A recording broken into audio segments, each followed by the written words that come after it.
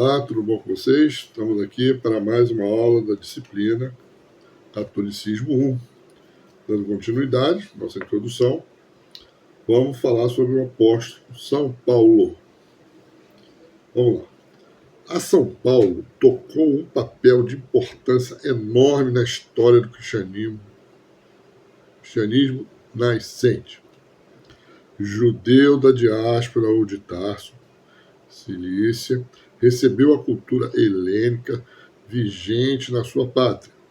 Aos 15 anos de idade, foi enviado para Jerusalém, onde foi iniciado por Gamaliel nas Sagradas Escrituras e na tradições rabínicas.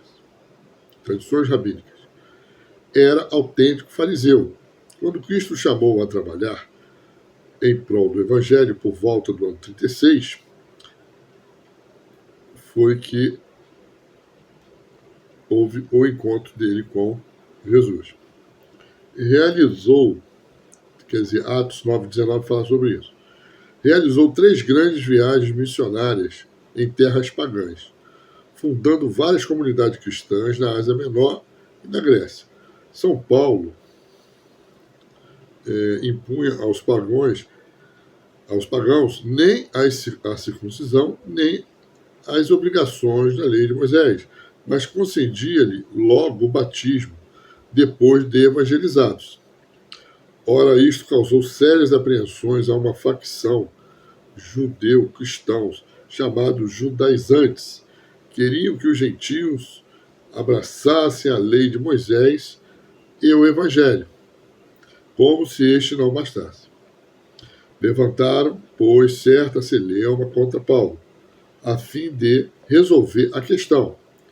Os apóstolos que estavam em Jerusalém se reuniram com Paulo e alguns discípulos no ano de 49, como se refere São Lucas em Atos 15.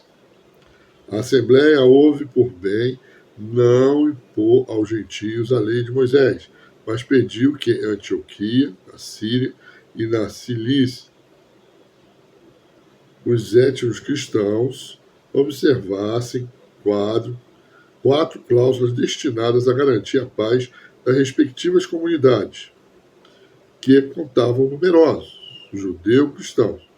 Abster-se de carnes imoladas aos ídolos, idolititos, de sangue de carnes sufocadas, cujo sangue não tivesse sido eliminado, e de uniões ilegítimas.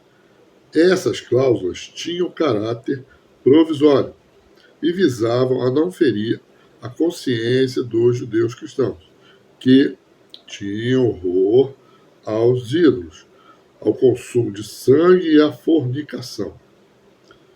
Estava assim, teoricamente, resolvida a problemática levantada pelos judaizantes. Na prática, porém, estes não se tranquilizaram e procuraram destruir a obra apostólica de São Paulo, caluniando como impostor e oportunista.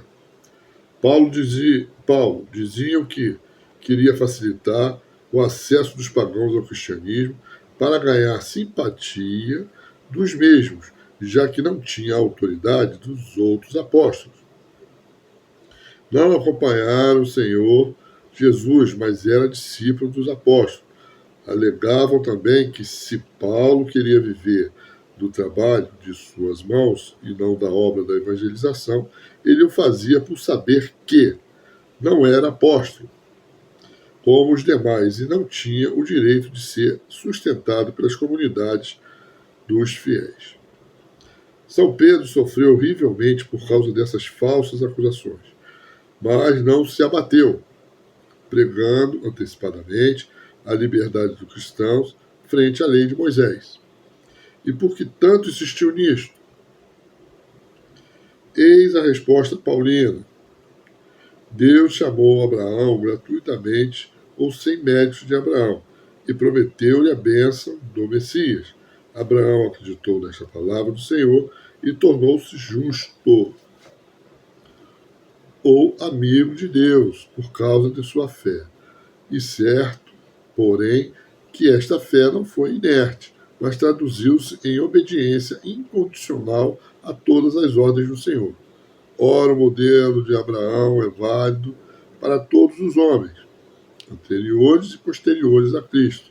Ninguém é justificado ou feito amigo de Deus porque o mereça, mas porque Deus tem a iniciativa de perdoar os pecados de sua criatura. Esta acredita no perdão de Deus e exprime sua fé em obras boas sobre este pano de fundo. Moisés foi dado ao povo de Israel a título provisório e pedagógico.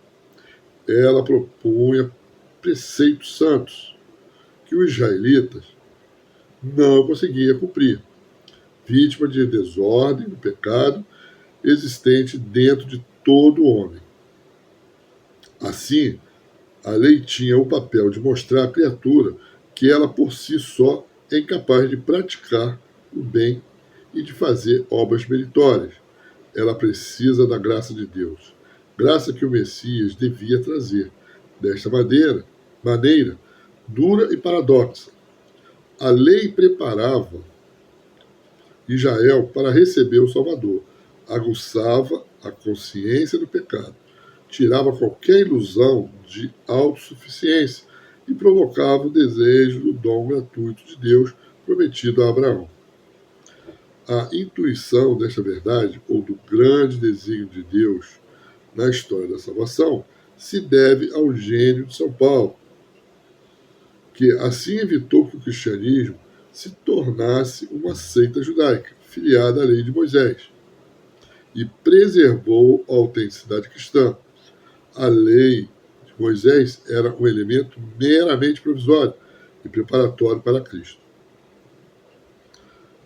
Quanto ao fato de não querer viver o seu trabalho de evangelização e de trabalhar com as mãos para ganhar seu pão, São Paulo justificava, dizendo que evangelizar para ele não era meritório, como era meritório para os demais apóstolos. Cristo tinha de tal modo cativado que ele não podia deixar de pregar a boa nova. Ai de mim se eu não evangelizar. Por isto, devia fazer algo mais para oferecer ao Senhor Deus.